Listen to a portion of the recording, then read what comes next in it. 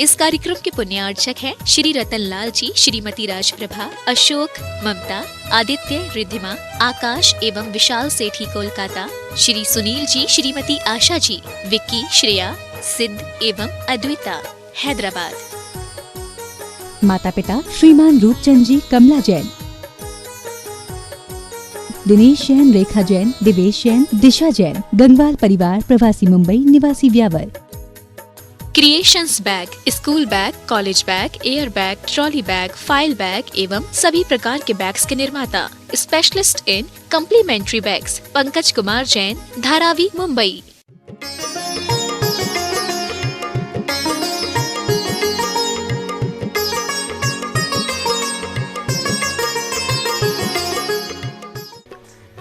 जय जिनेंद्र दर्शकों, स्वागत है आप सभी का जिनवाड़ी चैनल पर और मैं हूं आपके साथ शिफाली जैन। मध्य प्रदेश के जिला दमोह स्थित श्री दिगंबर जैन सिद्ध क्षेत्र कुंडलगिरी कुंडलपुर में परम पूज्य संत शिरोमणि आचार्य श्री विद्यासागर जी महाराज के परम प्रभावक शिष्य निर्यापक श्रमण मुनि पुंगव श्री सुधा सागर जी महाराज सत्संग कुंडलपुर में विराजमान हैं। पूज्य मुनि पुंगव श्री धर्म प्रभावना करते हुए भक्तों को अपना शुभ आशीष दे रहे हैं। इसी कड़ी में दर्शकों, अभी समय है उनके बहुचर्चित कार्यक्रम जिज्ञासा समाधान के माध्यम से लौकिक, सामाजिक एवं धार्मिक समस्या का समाधान पाने का। तो आइए दर्शकों, जिनवाड़ी चैनल के विशेष कार्यक्रम जिज्ञासा समाधान विशेष संकलन से पाते हैं अनेक समस्याओं का समाधान। हे गुरु, आप प्रतिदिन के पापों का प्रायश्चित तो कर लेते हैं, और पूर्व के पापों का कैसे प्रायश्चित करें? वो अपना फल दे करके ही प्रायश्चित होता है। और पूर्वों के लिए हमारे यहाँ ये जो संयम है, तप है आदि, ये सब निर्जरा के लिए तो किए जाते हैं। पूर्व में किए हुए कर्मों को संवर निर्जरा करना ही, उसी के लिए तो ये सब उपवास, व्रत आदि, व्रत और उपवास आदि वर्तमान कर्मों के लिए नहीं, अतीत में किए हुए कर्मों को क्षय करने के लिए ही किए जाते हैं। गुरुवर, परावर्तन 5 हैं, द्रव्य, क्षेत्र, काल, भव और भाव। तो इसमें से द्रव्य परावर्तन को सरल भाषा में बताइए। द्रव्य का अर्थ होता है जिसमें कार्य होता है, जिसमें कार्य होता है। जैसे रत्नत्रय को धारण करने वाली आत्मा, ये द्रव्य है। घड़ा बनता है मिट्टी से, तो मिट्टी द्रव्य हुई। जिसमें कार्य होता है, गेहूं द्रव्य हुआ, रोटी बनती है, और भी चीजें बनती है। तो जिसमें कार्य होता है उसको द्रव्य कहते हैं। तो हमें द्रव्य की योग्यता जानना चाहिए। जिस कार्य को हम करना चाह रहे हैं, क्या उस कार्य को करने की उस द्रव्य में योग्यता है, और वह द्रव्य किस क्षेत्र पर है। पहला तो द्रव्य की योग्यता, त्रिकाली योग्यता। क्या इस द्रव्य में कभी योग्यता थी, कभी है या कभी रहेगी, ये त्रिकाली योग्यता को जानना चाहिए। फिर जब हमारे में भगवान बनने की योग्यता है, हमें मालूम चल गया कि आत्मा भगवान बनेगी, ये द्रव्य की योग्यता हमने आगम से जान ली, तो फिर मैं क्यों नहीं बन रहा हूं? दूसरा कहता है क्षेत्र नहीं है, काल नहीं है। द्रव्य में योग्यता थी, लेकिन काल का अभाव है, पंचम काल है, वो योग्यता नहीं पकेगी। क्षेत्र भरतखंड है, विधेय क्षेत्र नहीं है, योग्यता नहीं पकेगी। अब जीव में भगवान बनने की योग्यता है, देव भाव है। देव भाव में भगवान की बनने की योग्यता नहीं पकेगी। भाव परिणाम, हर परिणाम विशुद्ध परिणाम भगवान बनने की योग्यता नहीं रखता। भाव है, विशुद्ध भाव है, लेकिन हर भाव में केवल ज्ञान प्राप्त हो जाए नहीं। तो इस प्रकार से द्रव्य की एक संक्षिप्त परिभाषा है, जिसमें कार्य होता है उसको द्रव्य बोलते हैं, ऐसा मान। नमोस्तु। आचार्य उमा स्वामी जी महाराज ने तत्वार्थक सूत्र के 6वें अध्याय में बोला है कि परात्म निंदा प्रशंसे सद सद गुणोच्छादनो दावने च नीचय गोत्रस्य। तो महाराज जी, मेरे समझ में नहीं आ रहा है कि प्रशंसा की तो नीच गोत्र का बंध कैसे, प्रशंसा से नीच गोत्र का बंध कैसे? पर निंदा आत्म प्रशंसा दोनों एक साथ लगाओ ना, अलग क्यों लगा रहे? परात्म निंदा प्रशंसे, परात्म निंदा प्रशंसे, पर की निंदा, आत्म प्रशंसा। पर आत्म, दो शब्द है ना उसमें, पर और आत्म। तो निंदा पर की, आत्मा की प्रशंसा। आत्मा प्रशंसा के अर्थ में लगाना और पर निंदा के दूसरों की निंदा करना, अपनी प्रशंसा करना, ये नीच गोत्र के बंध का कारण है। भव्य जीव, धार्मिक जीव के लिए आपने दुआ मांगी तो वो फलती है क्या? दुआ यदि नहीं फलती होती तो ये सारी दुनिया में दुआएं तो चलती, पूरे शास्त्रों में दुआएं तो भरी। आप शांति धारा में दुआएं हैं, एक इंद्री के लिए शांति धारा ने दुआ की, बकरे जब पशुओं के लिए दुआएं की। दुआ में तो इतनी बड़ी ताकत होती है कि सामने वाले का कुछ कल्याण हो या ना हो, जो दूसरों को दुआ देता है उसका कल्याण तो हो ही जाता है। दुआ के बल पर ही तीर्थंकर बनते हैं। तीर्थंकर प्रकृति इतनी दुआ देते हैं कि इतना क्लेश करते हैं, कैसे करूं, क्या करूं, सारे जगत का कल्याण कर दूं, सत्मार्ग दिखा दूं, तो उनका कल्याण हो या नहीं हो, तीर्थंकर प्रकृति का बंध होता है। दुआ सबसे ज्यादा स्वयं कल्याणी होती है, सबसे ज्यादा स्वयं कल्याणी, जगत का कल्याण हो, ये दुआ जब देता है पहले, लेकिन दूसरों पर भी प्रभाव पड़ता है। यदि तुम्हारा उससे संबंध है, हमारे शास्त्रों में दुआ का बहुत बड़ा प्रभाव हुआ है। एक कथानक आता है कि जंगल में आग लग जाने पर चारों तरफ से त्राही त्राही मची। अब वो जानवर तो बचने के लिए त्राही त्राही कर रहे हैं। महाराज ने एक दुआ मांगी, ध्यान किया कि हे भगवान, हे महाशक्ति, मेरा पुण्य, मैं क्या देख रहा हूँ, मैं करुणा निधान हूँ, मैं करुणाधारी हूँ, मैं ये वेदना सहन नहीं कर सकता, इनको किस प्रकार से बचाया जाए, कैसे बचाएं, क्या करें। ऐसा जो उनको क्लेश आया, उनकी दुआ से आकाश में बादल हुए, पानी बरस गया, सारे जंगल के जीव बच गए। जो भी ऐसी बहुत सारी कथाएं, बहुत सारी कथाएं, जिन कथाओं को दुआओं से, अब वे जानवरों को कोई पता नहीं कि मेरे लिए क्या दुआ कर रहे हैं, वो तो महाराज को भी जानते भी नहीं है, लेकिन महाराज ने दुआ की, आकाश से पानी बरसा। ये भावनाएं सब जगत में, हर संप्रदाय में भावनाएं। सर्वे वो कहते ना, सर्वे भवन्तु सुखिना, सर्वे भवन्तु निरामया, सर्वे भद्राणि पश्यन्तु माँ कश्चित् दुख भाग भवेत्। अपने यहाँ भावनाएं, सुखी रहे सब जीव जगत के, कोई कभी ना घबरावे, गैर पाप अभिमान छोड़ जगे नित्य नए। भावना ही से भरा है पूरा संसार। भावना एक ऐसी चीज है, बिना कुछ शक्ति के, बिना कुछ दिए भावना करने से सुपर कल्याण होता ही है। तिथि क्षय होती है ना, तिथि का क्षय होता है, तिथि का वृद्धि होता है, तो वो किस कारण होता है? तिथि की जो स्थितियाँ बनती हैं बाबू, कि नक्षत्रों के हिसाब से होते हैं, इनसे दिन रात का कोई भेद नहीं होता। नक्षत्र चलता है, सारी की स्थितियाँ चलती हैं, अब वो कितनी दूरी में कितना तय करता है वो उसके ऊपर है, तो ग्रहों की दूरी पर वो रहता है। अब उसके संबंध में जिस दिन क्षय तिथि होती है, उस दिन ये देख लिया जाता है कि अधिक समय तक कौन सी तिथि है। मान लीजिए सुबह के बाद ज़्यादा समय तक कोई तिथि, दिन सूर्योदय के बाद बहुत समय तक तिथि रहती है, तो फिर क्षय तिथि नहीं मानी जाती, उसी को मूल मान लिया जाता है। और क्षय तिथि के दिन यदि दूसरे दिन उसके उपवास की तिथि नहीं पड़ रही है, तो क्षय तिथि के दिन ही उसको उपवास शुरू कर देना चाहिए। धर्म कार्य, अनुष्ठान आदि के लिए जो व्रत उपवास हैं, इनके लिए नियम को ही मानना चाहिए, क्षय तिथि का विचार नहीं करना। संसारी जीवों को पाठ पूजा मंत्र जाप आदि करते रहना चाहिए, जिससे कर्मों की निजरा होती है। अगर घर में कुछ अशुभ कार्य हो या शुभ कार्य के लिए घरों में मंत्र जाप करना चाहिए गृहस्थों को। लेकिन कल आपने कहा था कि संसारी जीवों को इस तरह से कोई फायदा नहीं होता कि आप मंत्र जाप घर में करो या अशुद्ध भाव से या शुद्ध भाव से करो तो ये फायदा करता है, तो ऐसा कैसे माने? उन्होंने प्रसंग गलत सुन लिया। वहाँ ये प्रसंग था कि अनुष्ठान, विधान, यंत्रों की स्थापना, विधान, भगवान को ले जाना आदि, इन कार्यों के लिए घर में तो मैंने बहुत दिन के पहले कहा था, शायद इन्होंने प्रश्न किया वो कभी कभी सुनते होंगे। मैंने ये भी कहा कि नमोकार मंत्र का जाप करना, नमोकार मंत्र का पंच परमेष्ठी विधान करना और नमोकार मंत्र का स्मरण करना चीज एक ही है। वही नमोकार मंत्र का जब स्मरण करते तो कहते पवित्रा पवित्र हुआ।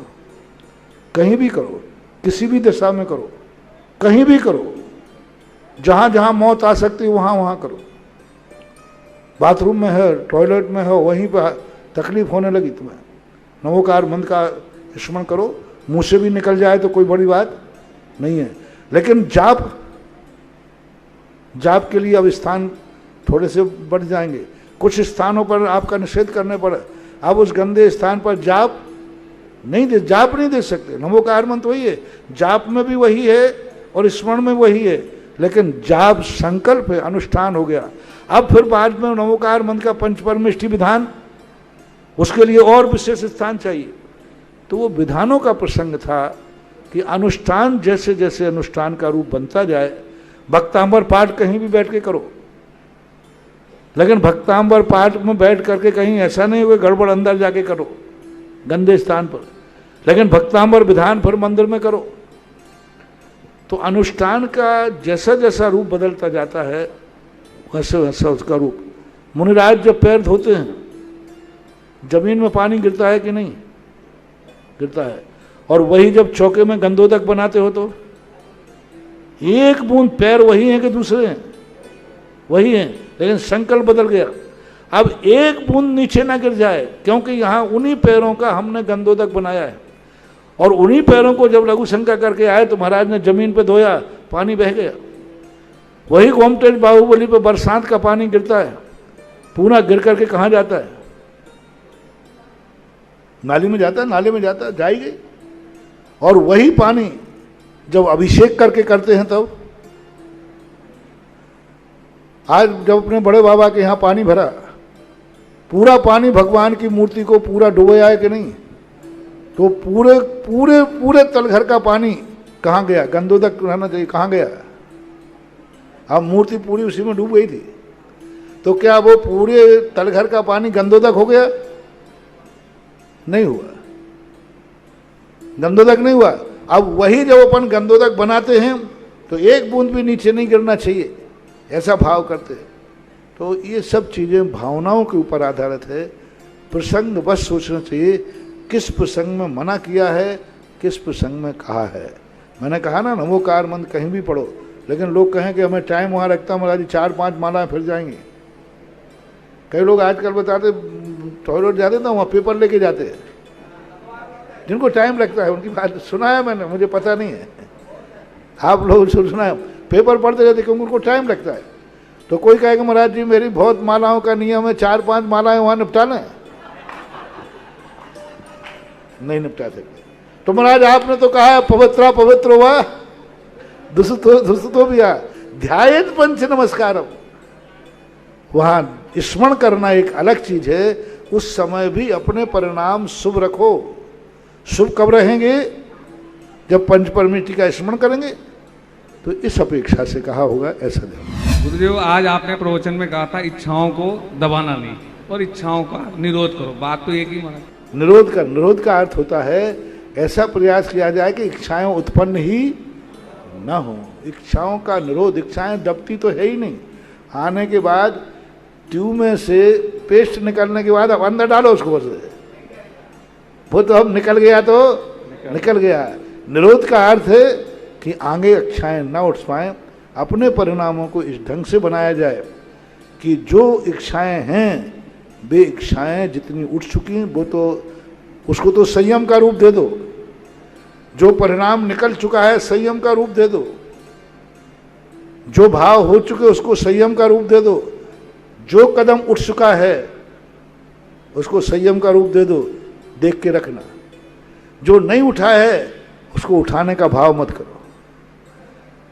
जो पैर उठ गया है वो तो अब रहेगा कि नहीं, अब संयम का रूप दे दो। प्राणी संयम, जीव नहीं मर जाए। लेकिन अब आगे प्रयास करो कि पैर उठाने से जीव मरते हैं, अगला पैर में उठाऊंगा ही नहीं, क्योंकि यहाँ जीवों की राशि ज़्यादा। अब देखना, दोनों में देखना, पैर एक उठा हुआ है, एक रखा हुआ है और नीचे जीव है। तो संयम क्या कह रहा है? पैर तो अब रखा जाएगा कि नहीं, उसका तो कोई उपाय है नहीं। तो अब संयम कहता है अब रखना तो है ही, देख के रखो, पीछे लगा लो। लेकिन अब तब क्या कहता है? दूसरा पैर मत उठाना। अब उसकी इच्छा का अनुरोध करो, उसको उठाने का भाव है, उठाने के लिए था, अब थोड़ा रुको। इस प्रकार का संयम और तप में अंतर जानना। गुरुदेव, मेरी जिज्ञासा ये है कि मैं ये जानना चाहती हूँ कि हमारे ग्रस्त जीवन में कई बार ऐसी परिस्थितियाँ आती हैं जब जो कार्य हमने ना किया हो या ना कहा हो उनका आरोप भी हमें सहना पड़ता है, तो वो कौन सा कर्म का उदय है जिस वजह से हमें ना किए हुए दोषों की भी आलोचना का सामना करना पड़ता है? यही की कहानी तो अभी सुनाई थी। अंजना ने ऐसा कुछ नहीं किया, उसको सहन करना पड़ा। तो अंजना जैसी सती हनुमान जी की माता को इस दुनिया ने नहीं छोड़ा, तो समझ जाओ कि आप लोग फिर ये देश ये दुनिया ये है जहाँ सती सीताओं जैसों पर भी लोग उंगलियां उठाने में पीछे नहीं रहे। जो बलभद्र की पत्नी, जनक की पुत्री, महासती, भावी गंधर्व परमेष्ठी बनने वाले, तो भी ये संसार है। कहीं ना कहीं सोचना चाहिए, कोई अतीत का कोई ऐसा कर्म है, उस कर्म के बिना कोई उंगली उठा नहीं सकता। आगम तो यही कहता है, जब भी कोई अपने ऊपर कोई ऐसी बात आए तो अपने अतीत के कर्म को स्मरण करके ही परिणामों को शांत करना चाहिए। इसके अलावा और कोई उपाय है नहीं। ये जिज्ञासा है भगवान कि इतने श्रावक श्रेष्ठी जब अभिषेक करेंगे तो गंधोदक की मात्रा उसमें जो बनती है उसको कभी कोई ज़्यादा बताता है, तो उसको क्या करना चाहिए? दूसरा भगवान, ये है अनुष्ठान है।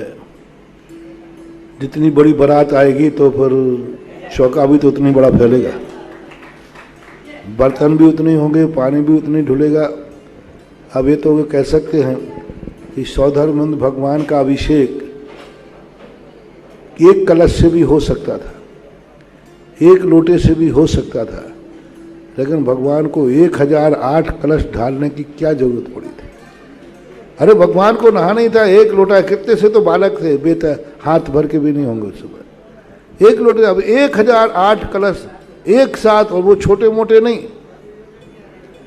एक है 8 योजन चौड़ाई वाले, 4 योजन गहराई वाले, 1 योजन मुख के कलश ढुरे शिशु माथा, नहीं जरा डिगे शिशु नाथा। आज के बालक में डालने से निमोनिया हो जाता है। अरे फिर उसके ये सब चीजें कुतर्क हैं, उनको ये खुशी नहीं हो रही है कम से कम इतने लोग अभिषेक कर तो रहे हैं। महाराज जी 7 पांडुक से ये खुशी नहीं होती कि इतने लोगों को कम से कम उन्माद से तो बचे। अब अपना विवेक है, ठीक है, सावधानी जितनी रख सको रखो। कोई भी शुभ क्रिया होगी उसमें थोड़ा ना बहुत कुछ ना कुछ साइड इफेक्ट होगा, क्योंकि शुभ क्रिया करते समय भी 7 कर्मों का बंध होता है, और कर्म का बंध होता है। इसलिए तो हमारे समंत्रभद्र महाराज ने बहुत अच्छा, ऐसे लोगों के लिए बहुत अच्छा एक सूत्र दिया, सावध लेशौ बहु पुण्य रासौ। ये सूत्र ऐसा है कि जब भी पुण्य किया करोगे उसमें सावध तो होगा। ये नहीं कहते, देखिए सावध लेशौ बहु पुण्य रासौ। जब ऑपरेशन करता है डॉक्टर तो कोई जीवों की प्रार्थना तो होती है, लेकिन लाभ होता है कि मनुष्य बच जाता है। तो ये सब मानना चाहिए। पूज्य महाराज जी, मेरी जिज्ञासा है कि जब भी किसी नए जिनालय का निर्माण होता है या किसी जिनालय का जीर्णोद्धार होता है या विस्तार होता है, तब इस प्रकार की 5 बीजाक्षर वाली शिलाएं रखी जाती है। जिज्ञासा मेरी यह है महाराज जी कि इन शिलाओं से क्षेत्र को क्या लाभ होता है, और रखने वाले परिवार को या रखने वाले व्यक्ति को इस तरह की शिलाएं रखने से क्या लाभ होता है, ये मेरी जिज्ञासा है। कोई भी चीज किसी से हम संबंध जोड़ते हैं तो उसके प्रति हमारा कोई तो समर्पण भाव हो, और जिस वस्तु से हमें खुद ही लाभ लेना हो। एक खेत को व्यक्ति सुरक्षित करता है, इसलिए करता है कि खेत में से जितना सुरक्षित रहेगा हमें ही लाभ मिलेगा, हमारे ही लाभ है, इसलिए वो खेत को बहुत सुरक्षित करता है, व्यवस्थित करता है। जब जिस व्यक्ति को ये मालूम चलता है कि मंदिर जितना हमारा पावरफुल होगा, शक्तिमान होगा, उसका लाभ तो हमें ही मिलना है, ये मंदिर, ये सारी शिलाएं, ये शिलाएं एक प्रकार का इस खेत में बोया हुआ बीज का काम करते हैं। हम किसी भी स्थान से संपर्क कर लेते हैं, तो उस संबंध की कोई तो निशानी होना चाहिए। तुम्हारा हमारा भगवान का संबंध है, क्या किया है तुमने? आकर मंदिर में आकर के भगवान के प्रति आपने अपनी श्रद्धा समर्पित की, पूजा की, अर्चना की, चले गए अपना कार्य करके, यूज एंड थ्रू। उस मंदिर की रक्षा के लिए आपने क्या किया? धर्म रक्षति रक्षतः, जो धर्म की रक्षा करता है धर्म उसकी रक्षा करता है। यदि हम सोचेंगे कि मंदिर ये हमारे काम के हैं, हम इनकी सुरक्षा करें, इनको अच्छा बनाएं, विस्तार बनाएं, तो हमारा भी विस्तार होगा। कहीं श्रावकाचार में आया है कि जैसे जैसे मंदिर की नींव और दीवार उठती जाती है, वैसे वैसे बनाने वाले का यश भी दिन दूना रात चौगुना बढ़ता जाता है। ग्रंथों में आचार्यों ने लिखा, जैसे जैसे बढ़ती जाती है तैसे तैसे उसका यश, ख्याति, पुण्य भी बढ़ती जाता है। तो ये सब निमित्त कहलाते हैं। और ये बीजाक्षरों की जब शिलाएं वहाँ हमेशा के लिए विद्यमान रहेंगी, नियम से बीजाक्षर अपना एक परगणाएं, अपना एक होरा ऐसा स्थापित करेंगे कि तुम्हारे पीढ़ी दर पीढ़ी के लिए ये भगवान आपके इष्ट देव बन जाएंगे। आराध्य देव से इष्ट देव बनाना बहुत कठिन है। आराध्य तो सभी के लिए होते हैं, लेकिन इष्ट सबके नहीं होते। आराध्य बनाना नहीं पड़ता, आराध्य तो वो स्वयं है, इष्ट हमें बनाना पड़ता है। आराध्य तो वो है क्योंकि वे आराध्य गुणवान है, वे पूज्य हैं, उनमें हमारा कोई हाथ नहीं है। लेकिन हमारे लिए इष्ट हो यह हमें बनाना पड़ता है। इष्ट बनाने के लिए हमें कुछ ना कुछ समर्पण करना पड़ता है। और ये परंपराएं प्राचीन काल से चली आई। उन ईंटों का रूप अब हमने बीजाक्षरों का रूप दे दिया, क्योंकि शिलान्यास के अंदर पंच बीजाक्षर स्थापित होते हैं। और उन्हीं बीजाक्षरों को अपन पूरे के अंदर अगर जोर मारो चाले तो मैं इन्हीं बीजाक्षरों की पूरी दीवार बनवा दूँ। जय हो। महाराज जी, नारकियों के नित्य ही परिणाम, देह, वेदना, लेश्या सब कुछ अशुभ ही कहा है। तो ऐसे में जो जीव तीर्थंकर प्रकृति का बंध कर रहे हैं और नरक में हैं, तो वो कैसे परिणामों के साथ बंध करते होंगे? चौथे गुण स्थान तक 6 लेश्याएं पाई जाती हैं। उन 6 लेश्याओं के साथ में जो तीसरी पृथ्वी तक लेश्याएं हैं, उन लेश्याओं में तीर्थंकर प्रकृति के बंधे में कोई बाधा नहीं पड़ती, क्योंकि बंध 2 प्रकार का होता है। एक तद्रूप परिणामों से होता है और एक लक्ष्य रूप से बंध होता है। क्रिया बंधक नहीं है, क्रिया किस अभिप्राय से की गई वो बंधक है, क्रिया बंधक नहीं है। हाथ पैर हिल रहे हैं इसलिए बंधक नहीं है। ये हाथ पैर तुमने किस लिए हिलाए? एक ने हाथ उठाया है आशीर्वाद के लिए, एक ने हाथ उठाया किसी को बचाने के लिए, और एक ने हाथ उठाया किसी को मारने के लिए। बराबर क्रिया हुई, बराबर हरकत हुई, क्रिया में कोई अंतर नहीं आया, लेकिन अभिप्राय में अंतर आता है। नारकियों की मार काट में अंतर नहीं आता परिणाम, लेकिन उनके अभिप्राय में अंतर आ जाता है। सम्यक दर्शन होते ही उनकी दृष्टि बदल जाती है। वे अपने आप में सोचते हैं कि ये मेरा स्वभाव नहीं है, लेकिन वो करें क्या? वो मारने आ रहा है, यदि मैं नहीं मारूंगा तो क्या करूंगा? पर वो जानता है, स्वभाव में आ जाता है। तो अभिप्राय, निर्देश, स्वामित्व, साधनाधिकरण, स्थिति, विधानता, ये सारे प्रत्यय। निर्देश क्या है? किस अभिप्राय से क्रिया की? क्रिया तो हुई है, लेकिन अभिप्राय क्या था? तो उन देवताओं का उपयोग शुभ हो जाने से, अभिप्राय चोखा हो जाने से, लेस्या अभिप्राय से शुभ नहीं होती। लेस्या तात्कालिक वर्तमान का परिणाम है। तुम्हारा भविष्य में कितना अच्छा भाव है, क्या भाव है, उसकी तरफ नहीं, वर्तमान में तुम्हारे परिणाम कैसे हैं, वो लेस्या है। और कर्मों के बंध की जो स्थितियां होती, सम्यक दर्शन की, तीर्थंकर प्रकृति की, इन सब में अभिप्राय की मुख्यता हो जाती है। मेरी जिज्ञासा ये महाराज जी कि प्रतिक्रमण में आया है शब्द गौरव, वृद्धि गौरव और 7 गौरव का अर्थ क्या है? तप गारो अपनी तपस्या के प्रति अभिमान करना, अपने त्याग के प्रति अहंकार करना। गारव का अर्थ होता है अहंकार, अहम। रिद्धि गारव, रिद्धि उपलक्षण है। रिद्धि का अर्थ हमारे वैभव, हुकूमत, हमारी बहुत हुकूमत चलती है, हमारा ये है। और सात गारव का अर्थ होता है साता का गारव। तुम तो सदा बीमारी बने रहते, देखो मैं बिल्कुल हमेशा स्वस्थ रहता हूँ। तो अपने सुख का, अपने पुण्य का गर्व करना, पुण्य के उदय का गर्व करना, साता का गर्व करना, तो सात गारव शब्द से ऐसा कहा। हमें महाराज जी प्रतिमा लिए अभी 3 माह हो गए हैं। हमने 2 व्रत प्रतिमा ली थी, 2 व्रत प्रतिमा ली थी, अभी 3 माह हुए हैं। उसके बाद दिन भर एक अलग ही अंदर आनंद सा लगता है। पहले जैसे मरने का भय लगता था, अब वो मरण का भय ऐसा लगता है कि गायब हो गया। ऐसा लगता है कि अगर मर भी जाएंगे तो कम से कम खाली हाथ नहीं जा रहे हैं। तो अब आगे और प्रतिभाओं को वृद्धि करें, उसके लिए हमारी चर्या और चिंतन किस तरह का होना चाहिए, ये मेरी इच्छा है। व्रतों की सबसे बड़ी विशेषता होती है कि व्रत लेने के बाद व्यक्ति में सावधानी का वाह बन जाता है। उसी क्रिया में इतना संवेदनशील हो जाता है, वो सुषमता खत्म हो जाती है, उन्मत्तता खत्म हो जाती है। कोई भी प्रवृत्ति करते समय उसको याद आता है कि मैं वृत्ति हूँ, मैं वृत्ति हूँ। मुनि महाराज पीछे उठाते ही आ जाता है, मुझे उठना है, पीछे का ध्यान आ जाता है, मुझे चलना है, नीचे देखने का याद आता है। तो व्रतों की यही महिमा होती है। और इन व्रतों को जो लेते हैं, इन व्रतों को अपन जितना बहुमान से पालेंगे, व्रत छोटा हो लेकिन अवभाग्य हो, व्रत बड़ा हो और दुर्भाग्य माने कहाँ के फंस गए। व्रत ले लिया, अब क्या करें, महाराज जी ने दे दिया, महाराज जी भी तो नहीं मानते हैं, अब लेने पड़े, नहीं लेते तो अब क्या करें।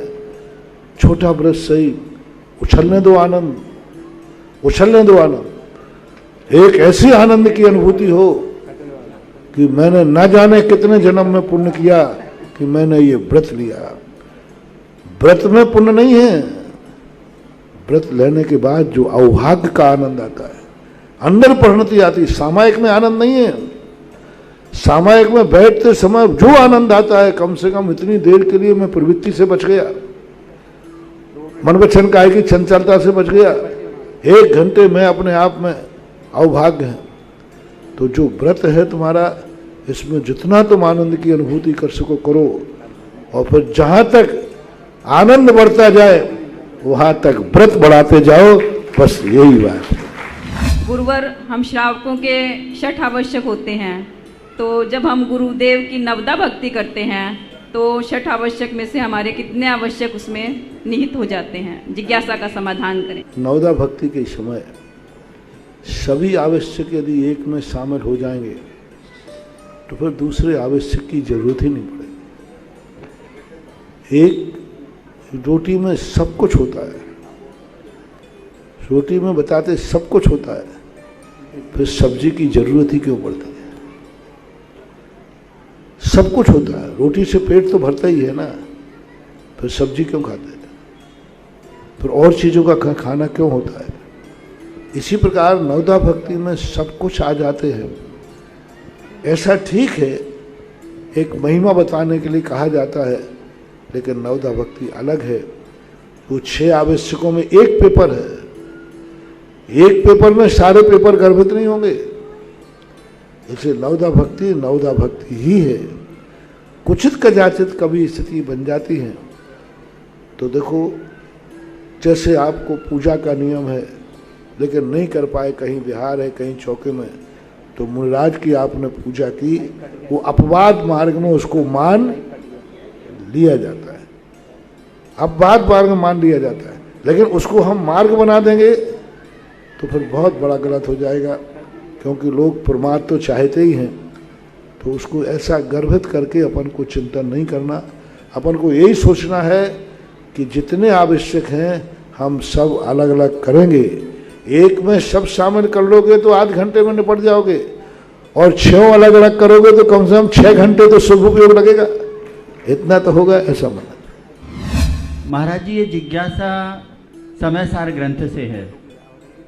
समय सार ग्रंथ शुभोपयोग से शुद्धोपयोग की यात्रा है पूरी।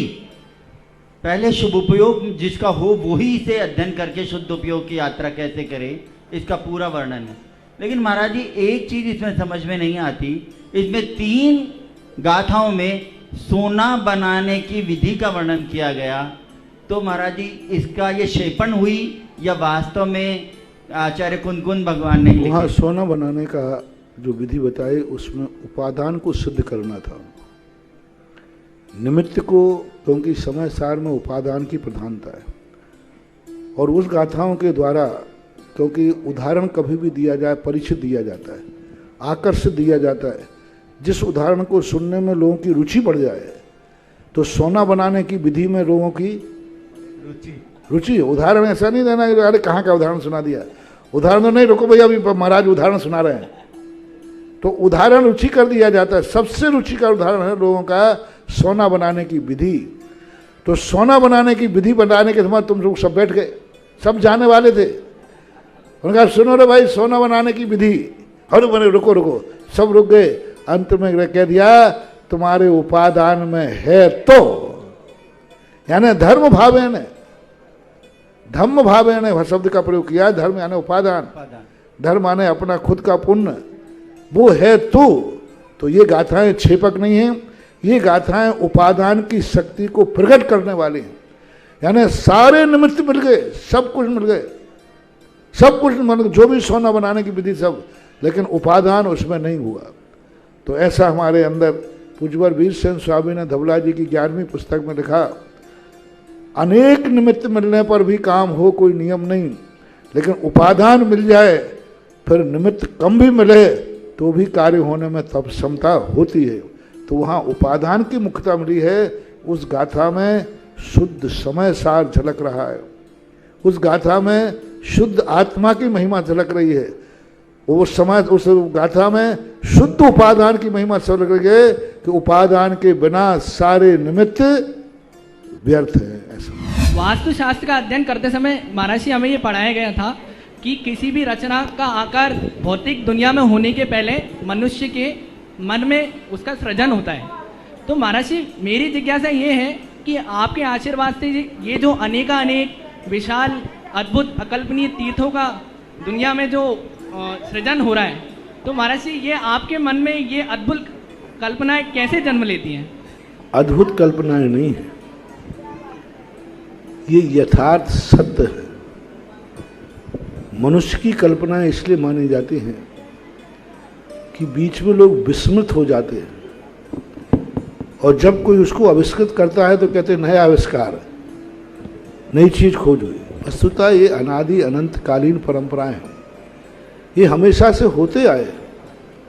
मंदिर हमेशा से बनते आए, अलौकिक मंदिर हमेशा से बनते आए, मंदिरों के जीर्णोद्धार भी होते आए, होते रहेंगे। तो ये तो समाज हमेशा ये सब चीज़ों के लिए अनादि अनंतकालीन है। और आकृति जो है, आकृति का बहुत बड़ा प्रभाव पड़ता है। बीजाक्षरों में आकृति का बहुत बड़ा महत्व है। भक्तांबर के यंत्रों में आप देखना हिरीम को किस ढंग से लिखा गया, हिरीम की रेप से ही पूरा यंत्र वेष्टित कर दिया, और उसका मंत्र भी दिया है, श्लोक भी दिया है, रेप से पूरा का पूरा वेष्टित कर दिया। उस आकृति का प्रभाव अलग पड़ता है। तो आकृतियाँ जो होती हैं ये सृष्टि के ब्रह्मांड की भौतिक शक्तियों को संग्रहित करती है। उसका आकार क्या है, शेप क्या है, वही चीज इस आकार में है तो अशुभ है। इसका बहुत बड़ा प्रमाण भद्रबाहु स्वामी ने दिया कि एक नया कपड़ा आपने लिया, वो किसी कारण से फट गया, तो वहां उन्होंने कहा किस आकार में फटा है। वहां से मैंने वास्तु का बीजारोपण किया। नर से पहले मैं वास्तु को इतना ज्यादा महत्व नहीं देता था, क्या है साकार प्रकार है चौकोर। लेकिन जब भद्रबाहु स्वामी ने जब छिन्न दोष में ये कहा कि किस आकार का फटा है, चौकोर फटा है, गिलहरी के आकार का, चूहे के आकार का, किस आकार, जिस आकार का फटा है उस आकार के अनुसार उन्होंने फल लिखा। कपड़ा तो फटा ही है, लेकिन किस आकार में फटा, गोल छेद हुआ है, चौकोर हुआ है, तिरछा फटा हुआ है, किस आकार में फटा है, उस आकार को देख करके फलाफल का निर्णय किया गया। इससे सिद्ध होता है आकृतियां भी अपने आप में महत्व रखती है। तो भाव प्रत्यय अवधि ज्ञान देव और नारिकों को होता है, तो तीर्थंकरों को भी हो सकता है क्या? हो तो सकता है, लेकिन उसे भाव प्रत्यय नहीं कहते। भाव प्रत्यय उसी का नाम है जो उस भाव में सभी को होता हो। सभी को होगा तो ही भाव प्रत्यय है, लेकिन शेष लोगों को जो जन्म से होता है उसे अनुगामी बोलते हैं। अनुगामी में और भाव प्रत्यय में अंतर है। जैसे सर्वार सिद्धि से जो जीव आते हैं वे अनुगामी अवधि ज्ञान लेके आते हैं। जितने तीर्थंकर जन्म लेते हैं सब अनुगामी अवधि ज्ञान के धारी होते हैं। जब वो गर्भावतरण होता है उनका, तब 3 ज्ञान के, चाहे नरक से आवे चाहे स्वर्ग से आवे, अवधि ज्ञान लेके आएंगे, तो उसे अनुगामी कहते हैं। भाव प्रत्यय का एक ही परिभाषा है, उस भाव में जितने जीव होंगे सबको अवधि ज्ञान होगा, तभी भाव प्रत्यय है। वो देव और नारकियों में ही घटित होता है। मरसरी पुण्य फला अरहंता, तो पुण्य फला अरहंता, तो कौन से पुण्य का फल जो अरहंत पद को प्राप्त पुण्य का फल का अर्थ होता है जिसने हर क्रिया, हर पुण्य की क्रिया अरहंत बनने के लिए किया हो। अभिप्राय, फल, पूजा क्यों कर रहे हो, माला क्यों फेर रहे हो, मुनि क्यों बने हो, जितनी भी पुण्य की क्रियाएं जो अरहंत पद के लिए करते हैं, क्योंकि व्यवहार की क्रियाएं किए बिना भी तो अरहंत नहीं बन सकते। 28 मूल गुण क्या है? पुण्य की क्रियाएं हैं। क्या 28 मूल गुण के बिना कोई अरहंत बन सकता है? 28 मूल गुणों का फल क्या है? फल बताओ। अर्थ क्रिया, घड़े की अर्थ क्रिया क्या है? और कोई जल धारण नहीं करे तो नहीं करे, लेकिन उसकी क्रिया क्या है?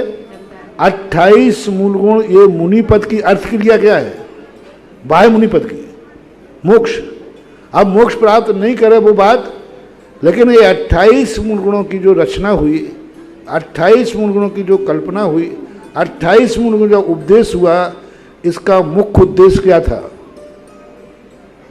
मोक्ष। अब ये पुण्य है। भगवान के अभिषेक पूजा की जो उपदेश हुआ, इसका मुख्य उद्देश्य क्या था? उद्देश्य बताओ। माचिसी काढ़ी बनाई गई किस उद्देश्य से? दीप जलाने के लिए। अब तुम आग लगाएं तो, लेकिन बनाते समय उद्देश्य क्या था? दीप जलाने। इसी प्रकार से जो क्रिया जिसके लिए नियुक्त की जाती है, जितनी भी धार्मिक क्रियाएं हैं, उन सब धार्मिक क्रियाओं का एक ही लक्ष्य है, मोक्ष। इसलिए वहाँ पुण्य फला अरहंता कहा कि पुण्य का फल अरहंत है, अरहंत पद को प्राप्त कराता है। बिना पुण्य के कुछ होने जाने वाला नहीं। पुण्य के लिए पुण्य क्रिया करना और मोक्ष के लिए पुण्य क्रिया करना, क्रिया वही है।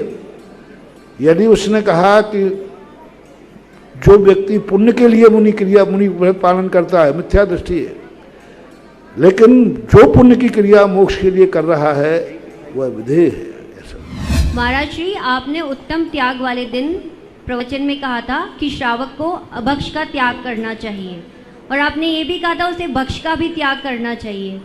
तो महाराज श्री, गृहस्थ कैसे गृहस्थी चलाएगा अगर वो भक्ष का भी त्याग करेगा? तो बातें बताई थी। अभक्ष का त्याग मैंने संयम के दिन कराया था, और भक्ष का त्याग तब के दिन कराया था, क्योंकि स्पष्ट हमने समझा भी दिया था।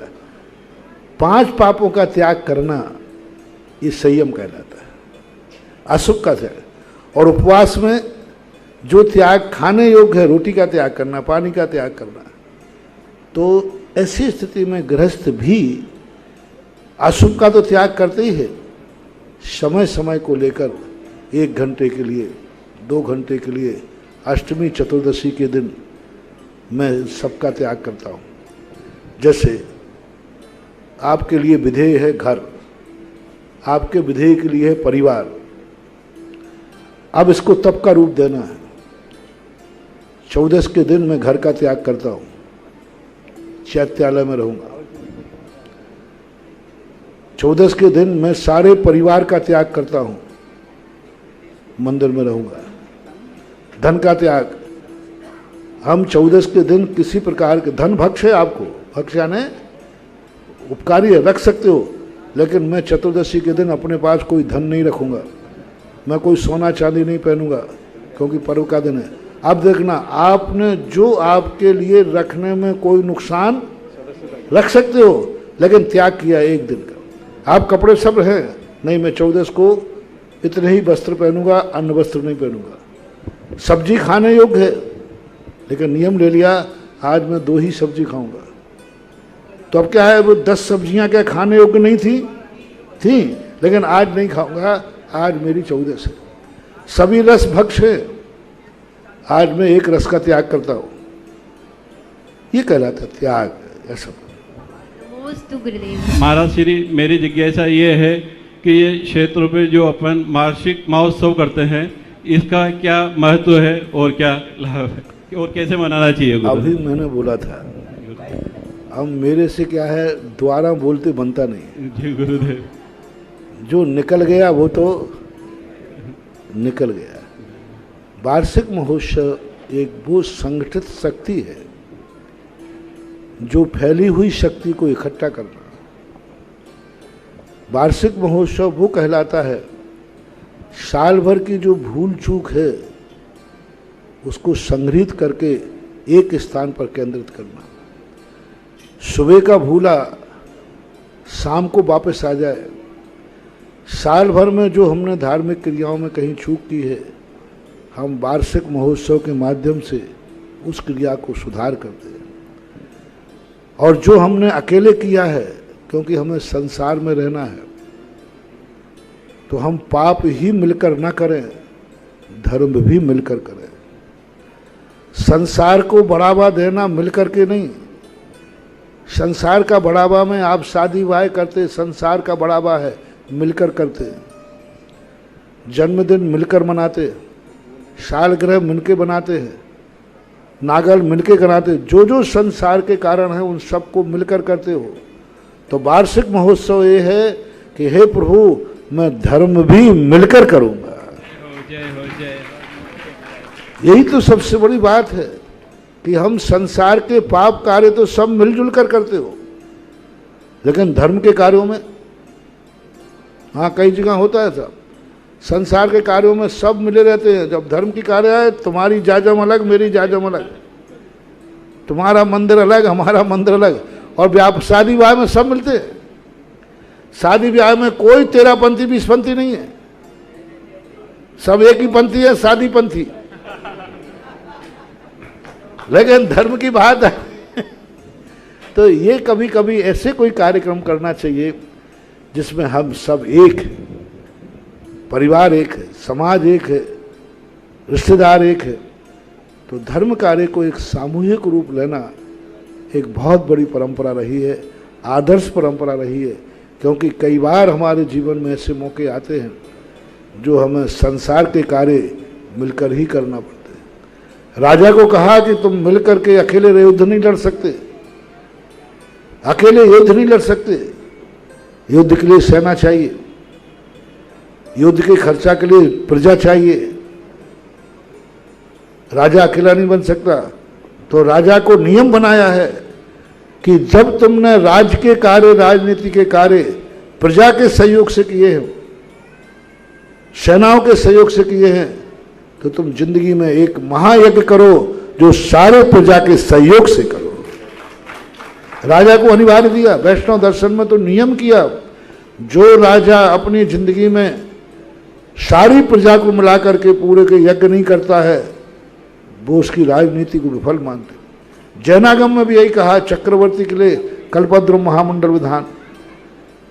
राजा महाराजा लोग जब यज्ञ करते, जैसे वो अपने कार्य में बुलाते हैं ना, ऐसे ही धार्मिक की पाती जाती है कि सारे पूरे प्रजापति को मैं करता हूँ कि हमने ये धार्मिक अनुष्ठान किया है, इस सब में आपको आना है।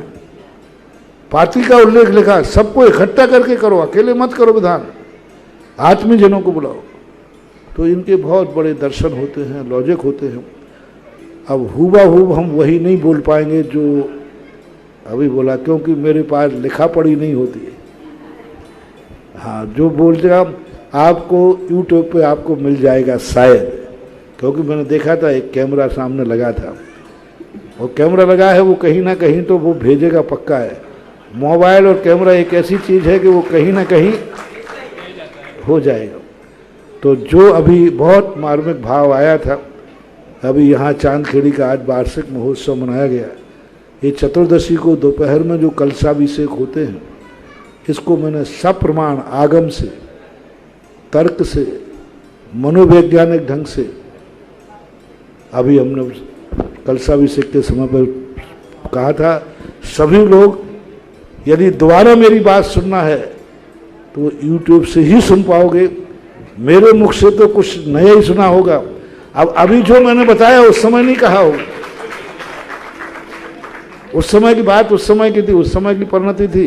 अब बात वही है, लेकिन आप उसमें अलग ढंग से प्रस्तुत किया गया। एक व्यक्ति मेरे पास आया, बोले महाराज जी मैं आपके 3 भक्तांबर सुन चुका हूँ, जबलपुर का, ललितपुर का और गुना का। तो मैंने क्या बात, बोले तीनों में अलग अलग अर्थ है, इनमें से सही क्या है? तो मैंने कही पट्टा चौथी बार मत पूछने तो और उलझन में पड़ जाएगा। तीनों के तीनों यूट्यूब में डले हुए हैं, तीनों के तीनों। अब वो तीनों किसी ने वो सोचिए बोले, और एक ही काव्य है, एक ही श्लोक है, लेकिन भाव भिन्न भिन्न है। अनंत अर्थ छुपे हुए हैं, अनंत अर्थ छुपे हुए। नहीं, ये बात तो आपने पहले भी आपने पढ़ाया था, वक्तांबर भी वही था, उस समय तो आपने नहीं कही। अरे भाई उस समय नहीं कही तो क्या करें? पूज्य गुरुदेव ने एक द्रव्य संग्रह का अनुवाद किया था बहुत पहले, तो हम लोगों को उनकी कॉपी मिल गई। सन 1984 की घटना संभव था। तो आचार्य का महाराज जी आपने द्रव्य संग्रह का अनुवाद किया था, ये मिल गया। अच्छा मिल गया, तो मैंने कहा वो छपवाना, नहीं छपवाना मत अभी। और बाद में फिर आचार्य सिंह ने दूसरा द्रव्य संग्रह का अनुवाद किया, बोले ये दे। तो मैंने कहा वो भी आप नहीं किया, वो भी आप नहीं किया। बोले दोनों तुम ही पढ़ लो, दोनों तुम ही पढ़ लो, क्या अंतर है? हम लोगों ने पढ़ा। तो मैंने कहा आचार्य सिंह यहाँ तो कुछ लिखा, यहाँ कुछ लिखा। बोले ये 20 साल पहले की बुद्धि है, 20 साल के बाद की बुद्धि है। गाथा वही है, द्रव्य संग्रह वही है, और रात दिन का अंतर था। और वो समय लिखा, बोले उस समय मैंने शुरू में ये अनुवाद किया था उस समय, और अब जो अनुवाद है तो बुद्धि का विकास ही होता रहता है। इसलिए अब आप लोग वार्षिक महोत्सव का और विस्तार से सुनना है तो YouTube पर आप सुने, सुधा कलश के ऊपर आपको मिल जाएगा। शायद मुझे ऐसा लगता है कि डाल देगा वो। महर्षि जी आचार्य यतिवर अभिनव यति जी मुनि महाराज न्याय दीपिका ग्रंथ में कहते हैं कि न्याय दीपिका जो ग्रंथ है, जिसने नहीं पढ़ा वो बालक के समान है। तो उनका ऐसा कहने के पीछे क्या लॉजिक है? और मुझसे जब न्याय दीपिका ग्रंथ जब मैंने पढ़ा तो मुझे जिज्ञासाएं बनी कि मैं इस ग्रंथ को क्यों पढ़ रही हूँ, क्या मेरे को ये ग्रंथ मोक्ष मार्ग में हेल्पफुल रहेगा? इसको यदि अपन नहीं पढ़ें तो क्या मोक्ष मार्ग प्रशस्त नहीं होगा? इसमें ना तो 6 द्रव्य 7 तत्व 9 पदार्थ किसी का भी वर्णन नहीं है, तो इसमें विषय वस्तु आखिर है क्या? मैं इस ग्रंथ को क्यों पढ़ूं? मेरी जिज्ञासा का समाधान। न्याय शास्त्र वो चीज है जिनमें कुछ नहीं होते हुए भी सब कुछ समझाने की कला है। न्याय शास्त्र उस खंडन मंडन का शोधन है, चावलों में मिले हुए कंकड़ को कैसे दूर करना है, ये न्याय शास्त्रों से सीखो। कोई भी व्यक्ति हमें भटका देता है। आज हमारे लिए किसी ने 2 बातें सुनाई, हमें हाँ यही अच्छा है, दूसरा कहता है तो वो अच्छा लगता है। कभी कभी बाजार में तुम जाते हो, तुम यही निर्णय नहीं पाते हो कि सही क्या है। तो न्याय शास्त्र करने वाला ऐसा नहीं जाता है, वो जाकर के हंस के समान बन जाता है, वो कहता है यही सही है। क्योंकि न्याय शास्त्र ऊहापोह हर चीज को तर्क की कसौटी पे कसता है, हेतु देता है, उसका कोई ना कोई ऐसा सिद्धांत लॉजिक होता है। चरणानुयोग में हमारी श्रद्धा होती है, द्रव्यानुयोग में हमारी भावना होती है, प्रथमानुयोग में हमें पर का अनुसरण करना पड़ता है। लेकिन अध्यात्म का ही एक अंश है न्याय। अध्यात्म के 3 भेद हैं, एक न्याय, एक कर्म सिद्धांत और एक अध्यात्म। द्रव्यान योग के ही ये तीन भेद हैं। पूज्यवर समंतभद्र महाराज के अनुसार उन्होंने ये तीन भेद किए उन्होंने कि जीव के पुण्य पाप आदि का वर्णन जिसमें होता है वह कहलाता है द्रव्यान योग। तो न्याय शास्त्रों में जीव अजीव की, जो नास्तिक है उनकी सिद्धि है, आस्तिक है उनकी सिद्धि है, इससे दृढ़ता आती है, तत्व की गवेषणा होती है। कोई भी विधि बुद्धू नहीं बना सकता। जो कहते हैं ना भाई वो तो साइंटेड है, यानी जैन दर्शन का न्याय साइंस है, जो हमें प्रैक्टिकल करके दिखाता है कि जिनेंद्र को ही क्यों मानते हो आप जिनेंद्र को ही क्यों मानते हो, हमारे भी तो ये भी भगवान है, इनमें आप इन्हीं को क्यों मानते हो। तो दर्शन सिखाता है तर्क के माध्यम से कि इनमें क्या कमी है। चरणानंद तो कहता है आप मानो, बस भगवान है मानो, गुरु आज्ञा मानो। दर्शन कहता है आज्ञा मत मानो, तार्किक कसौटी पे कसो। और बालक इसलिए कहा है कि न्याय शास्त्र पढ़ने वाला व्यक्ति बालक नहीं हो सकता, वो प्रबुद्ध होता है। प्रत्युत्पन्न मति, बुद्धि की जो कुशाग्रता होती है, थोड़ा सा पढ़ करके पूरा अर्थ निकाल लेना। थोड़ा सा पढ़कर, थोड़ा सा किसी ने कहा और पूरा वो समझ जाएगा क्या है, ये न्याय शास्त्र का है। हमारे आचार्य ज्ञान सागर महाराज ने कम पढ़ने वाला सब कुछ पढ़ लिया, ये ताकत आ जाती है। कम पढ़ करके सब पढ़ लिया। आचार्य महाराज ने ज्ञान सागर को ज़्यादा नहीं पढ़ाया, लेकिन न्याय शास्त्र पढ़ा दिए, तो आज वे सारे पढ़े हुए हैं ऐसा मान के चलिए। हम लोगों को आचार्य ने सबसे पहले सन 1981 के अंदर कौनी जी में न्यायदीप का पढ़ाई दी। उसके पहले थोड़ा सा अध्ययन कराया था, फिर उन्होंने कहा न्याय शास्त्र पढ़ोगे तो तुम्हारे लिए सब पढ़ने की जरूरत नहीं होगी, तुम्हारे पास न्याय होगा, जो भी आएगा सब उस कसौटी पे खरा ही उतरेगा। गुरुवर, मेरा प्रश्न समौसरण से लेकर के है। समौसरण में जो 12 सभाएं लगती हैं, उसमें पूर्व दिशा की ओर मुनिराजों का कोठा होता है और वहाँ से सभाओं का प्रारंभ होता है। मुनिराजों के कोठे के बाद चारों प्रकार की देवियों के कोठे रखे गए और फिर उसके बाद आरिका माता जी का कोठा रखा गया, फिर उसके बाद देवों के हैं। तो क्या ये पूर्व दिशा से दक्षिण दिशा की ओर महिलाओं को विशेष स्थान दिया, इसमें कुछ विशेष रहस्य क्या? अब ऐसा आगम में तो कोई लॉजिक है नहीं, और आगम में तो कोई इसका कोई ऐसा अलग से वर्णन मिला नहीं, वास्तु से भी इसका कोई स्थिति बनती नहीं। अब यही मानना चाहिए कि ये नेचुरल रूप से ऐसी व्यवस्था है। अब नेचुरल रूप से यदि इस पर विशेष शोध किया जाए, विशेष चिंतन किया जाए, तो कुछ ना कुछ रहस्य निकल सकता है कि 12 सभाओं का इस प्रकार का क्रम क्यों रखा। अब कभी मैं इस बात को जिस दिन इसके चिंतन के रूप में आ जाएगा, उस दिन आपका जवाब बहुत अच्छा मिलेगा। नमोस्तु नमोस्तु। क्योंकि सभाओं का क्रम के संबंध में सोचना पड़ेगा, विचार करना पड़ेगा। क्रम ऐसा है क्योंकि आगम में कोई कथन नहीं है, कोई भी चर्चा नहीं है कि इस क्रम से क्या। उन्होंने कह दिया बस आंखें दो यहाँ क्यों होती हैं, इसका लॉजिक क्या है? कोई नहीं।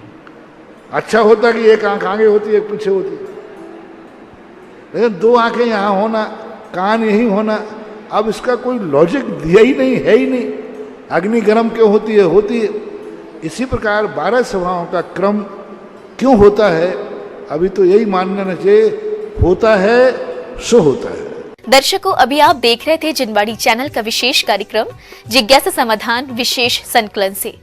परम पूज्य संत शिरोमणि आचार्य श्री विद्यासागर जी महाराज के परम प्रभावक शिष्य निर्यापक श्रमण मुनि पुंगव श्री सुधा सागर जी महाराज के बहुचर्चित कार्यक्रम जिज्ञासा समाधान को जिनवाड़ी चैनल ने एक नए तरीके से आप सभी तक पहुंचाने का प्रयास किया है। आज के लिए इस विशेष कार्यक्रम में बस इतना ही। कल फिर होगी आपसे मुलाकात इसी समय, इसी कार्यक्रम जिज्ञासा समाधान विशेष संकलन के साथ। तब तक आप बने रहिए हमारे साथ और देखते रहिए जिनवाड़ी चैनल। जय जिनेंद्र।